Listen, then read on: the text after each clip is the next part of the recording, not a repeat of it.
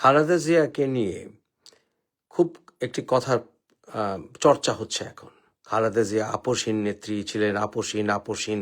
উনি একবার যেটা বলেছেন তো বলেছেন, দ্যাটস ইট, একেবারে মিলিটারি অর্ডারের মতো, এটা মানতেই হবে। বিএনপির অনেক নেতারা এটা ছড়াচ্ছেন আরো বেশি বেশি করে, যে আপোষহীন নেত্রী।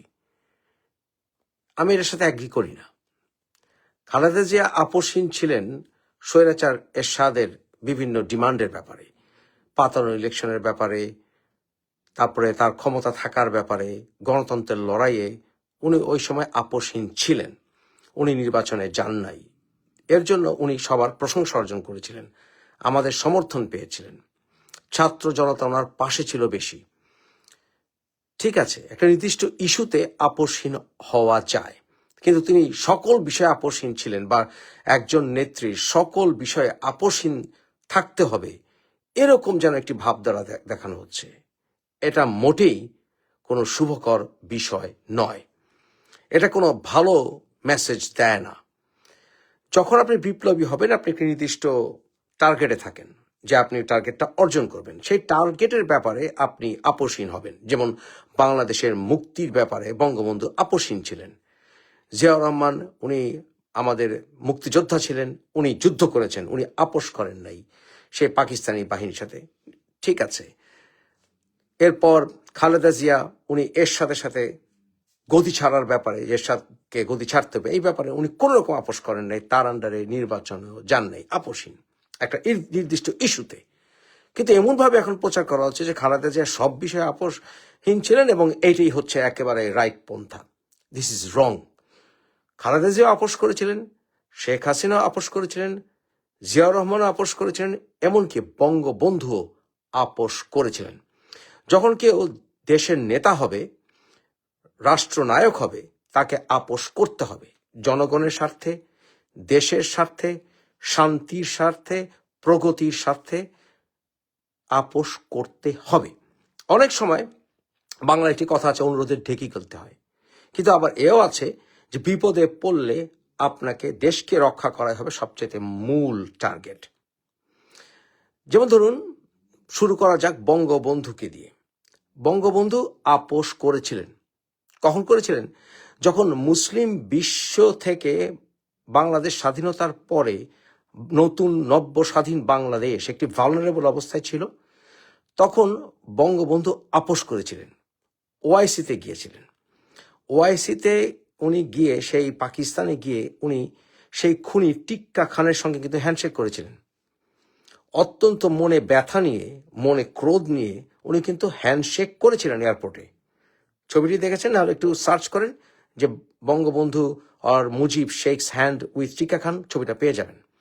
যে বঙ্গবন্ধু টিক্কা খানের মতো খুনির সাথে হ্যান্ডশেক করেছিলেন দেশের স্বার্থে। মুসলিম বিশ্ব আমাদেরকে এক ঘরে করে ফেলেছিল, আমরা কোন রকম সাহায্য পাচ্ছিলাম না, মুসলিম বিশ্ব থেকে আমরা কোন রকম স্বীকৃতি পাচ্ছিলাম না, এমনকি সৌদি আরবও বঙ্গবন্ধুর মৃত্যু পর্যন্ত আমাদেরকে স্বীকৃতি দেয়নি। আমরা 73-74 দুর্ভিক্ষে ভুগছিলাম। তাই বাংলাদেশকে মুসলিম বিশ্বে অ্যাকসেপ্টেবল করার জন্য বঙ্গবন্ধু নিজের জেদ, অন্তরের জেদ ভুলেও উনি কিন্তু ওই যে ভুট্টোকে উনি দেশে আসতে দিয়েছিলেন, তখন ভুট্টোর বিরুদ্ধে অনেক স্লোগান হচ্ছিল বাংলাদেশে, তারপরে উনি ভুট্টোকে আসতে দিয়েছিলেন। তোফায়েল আহমেদ ভুট্টোকে নিয়ে সেই শহীদের স্মৃতিসৌধে গিয়েছিল। এছাড়াও ওই যে বললাম, পাকিস্তানে গিয়েও উনি টিক্কাখানায় হ্যান্ডশেক করেছিলেন। আপোষ করতে হয়েছিল দেশের স্বার্থে। ওই যে ব্যক্তির চেয়ে দল বড়, দলের চাইতে দেশ বড়, কে বলেছিলেন? শহীদ রাষ্ট্রপতি জিয়াউর রহমান। শহীদ রাষ্ট্রপতি জিয়াউর রহমান উনিও কিন্তু আপোষ করেছিলেন। টিএসসিতে একটি ছবি পাবেন, যে যখন জামাতকে রাজনীতি করতে দেওয়া হলো, তখন ঢাকা ইউনিভার্সিটির টিএসসিতে এই নরখুনি স্বাধীনতা বিরোধী গোলাম আজমের সাথে উনি খুব মুখটা একেবারে রাগ রাগ ভাব নিয়েও উনি কিন্তু হ্যান্ডশেক করেছিলেন। কার সাথে? গোলাম আজমের সাথে।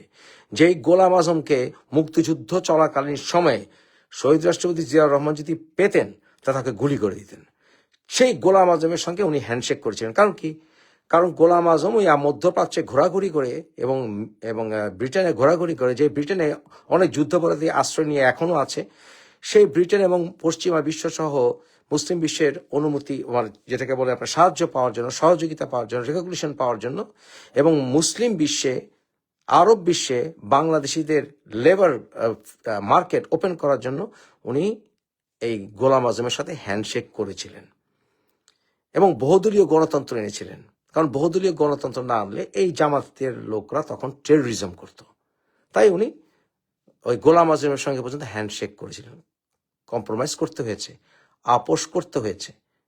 বঙ্গবন্ধু যখন বাকশাল করেছিলেন, উনি কিন্তু অগণতান্ত্রিক দলগুলোকে নিষিদ্ধ করেছিলেন। গণতান্ত্রিক দল একটাও ছিল না, জাসদ ফাসদ এগুলি কোনো গণতান্ত্রিক দল ছিল না, ওরা গণতন্ত্রে বিশ্বাসও করতো না। কিন্তু তারপরে উনি কিন্তু নিজের আওয়ামী লীগ দলকে উনি নিষিদ্ধ করেছিলেন। সকল দলকে করে উনি বাকশাল কায়েম করেছিলেন এবং সেই বাকশালে আলটিমেটলি এটা কিন্তু কোনো পার্মানেন্ট উদ্দেশ্য ওনার ছিল না, এটা একটা ন্যাশনাল গভর্নমেন্টের মতো ছিল। এরপর আলটিমেটলি গণতন্ত্রের দিকে উনি এগোতেন। যাই হোক, তারপরে ওনাকে কম্প্রোমাইজ করতে হয়েছে। কিন্তু শহীদ রাষ্ট্রপতি জিয়াউর রহমান আওয়ামী লীগকেও রাজনীতিতে ফিরে এনেছিলেন, ওই যে আপোষ করতে হয়েছে। এরপরে আসেন আপনি শেখ হাসিনা। শেখ হাসিনা আপোষ করেছিলেন। এই যে বঙ্গবন্ধু হত্যার পর ইনু কিন্তু বেজায় খুশি হয়েছিল। বিদেশি সংবাদ মাধ্যমে সে বঙ্গবন্ধু যথেষ্ট সমালোচনা করেছিল এবং যে ইনু স্বাধীনতার পরে বঙ্গবন্ধুকে অনেক জ্বালিয়েছিল, সেই ইনুকে সাথে নিয়ে উনি রাজনীতি করেছিলেন। কারণ কি? মৌলবাদীদের ঠেকানোর জন্য, এটা ওনার মেল টার্গেট ছিল। এরপর খালেদা জিয়ার বিরুদ্ধেও উনি কিন্তু এই জামাতিদের সাথে রেখেছিলেন। আপোষ করতে হয়, এইটাই রাজনীতি। রাজনীতিতে সবসময় আপোষহীন হলে হয় না। খালেদা জিয়াও রাজনীতিতে উনি আপোষ করেছেন, কে বলে করেননি? উনি স্বাধীনতা বিরোধী যেই জামাতিদেরকে উনি দেখতে পারতেন না, যার স্বামী কিনা মুক্তিযোদ্ধা ছিল, সেই জামাতের সাথে কিন্তু উনি জোট করেছিলেন। করেন নাই? কে বলেছে আপোষহীন ছিলেন না? উনি আপোষ করেছেন। করতে হয়, রাজনীতিতে করতে হয়, ঘাটতারামি করতে হয় না। এই জামাত মানুষের ভালোবাসা কেন পায় না অধিকাংশ মানুষের? কারণ ৭১ সালের ব্যাপারে তারা উনিয়ে বিনিয়ে ফিনিয়ে তারা ওই তাদের যুদ্ধাপরাধীদের ব্যাপারে তারা আপোষ করতে চায় না। তারা বলতে চায় না স্পষ্ট যে তারা মতিউর রহমান নিজামী, গোলাম আজম এরা সবাই মানুষদেরকে খুন করার বাহিনী তৈরি করেছিল, স্বাধীনতার বিরুদ্ধে ছিল। স্পষ্ট করে তারা বলে না, ইনিয়ে বিনিয়ে সিনিয়ে।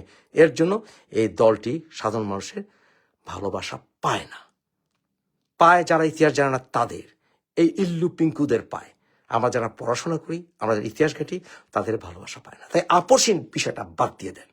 আপোষ করতে হয়, বিপ্লব হিসাবে না করলে হয়। এবং আমার মতো আমার সমাজ যারা বিপ্লবী, আমার রাজনীতি কেন করতে চাই না? কারণ রাজনীতি করতে গেলে ভাই আপোষ করতে হয়। এটা পারি না, কোনো দলকে ছাড় দিতে পারি না, কোন নেতাকেই ছাড় দিতে পারি না। ভুল করলে নিজের দলের নেতাকেও সমালোচনা করি, নিজের দলকেও সমালোচনা করি, আপোষ করতে পারি না। এর জন্য রাজনীতিবিদ হলে আপোষ করতে হয়। আমাদের মতো বিপ্লবীদের জন্য আপোষ করতে পারে না বলেই রাজনীতিতে আসার আগে 10 বার চিন্তা করি।